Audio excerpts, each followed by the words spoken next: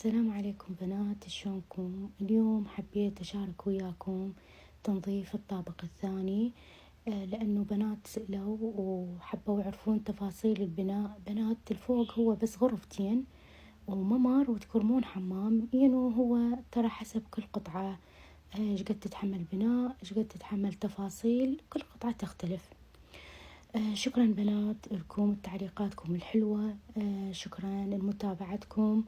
ما قصرتوا وتعليقاتكم تتخلى على الراس. كلكم بنات، وإن شاء الله أنتوا خواتي، وإن شاء الله أني أختكم، ويا رب ما تشوفون من عندي غير الطيب، وفيديوهاتي ما تكون مملة، ما تكون بها شيء يسيء لكم. أشكركم هواي هواي. وحابة أرد على بنات سألوني على مود أنتي عندك قناة على اليوتيوب، أنتي ليش ما عندك قناة على اليوتيوب حبيبتي؟ اعطينا اسم قناتك، ما أعرف شنو. هنا بنات أنا دا أنظف هاي الغرفة، بس يعني بسرعة بسرعة، إنه هاي الغرفة تفاصيلها مزعجة، بها هواية مرايات، فيعني اختصرت لكم. بنات أني عندي قناة على اليوتيوب كانت، بس تركتها. أنا أكون صريحة وياكم، قلت لكم يعني أنتم إن شاء الله خواتي. تركتها بسبب ما عندي مشتركات ولا مشاهدات إلها. نزلت هواي فيديوهات، صورت هواي، فتعبتني، تركتها. إذا أنتي حابة تسوين قناة على اليوتيوب لازم عندك من يساعدك، عندك مثلا بنت خالة، بنت عمة، أختك، أمك، ما أعرف شنو، هم يوزعون قناتك لفلانة وعلانة، وهيجي راح تصير مشاهدات. داراويكم أبيكم خاف تقولولي على هاي خالتها هنا البوكس، هاي خلى بيها القرائن. إذا أحد يساعدك إذا ما حد يساعدك لا والله، تبقى القناة يعني ما صير لها أي شارة. هاي هنا أنا دخلت زوالي، يعني صارت العاصفة وبيهن شوية رطوبة، شريتهم جوا بنات.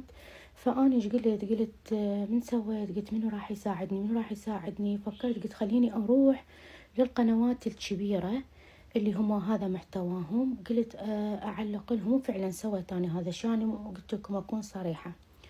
علقت لهم، قلت لهم بلكي تحكين ويا بنات، هذا زاهي كل الزين ورخيص، إذا يعني حابين تاخذون من عنده كل الزين.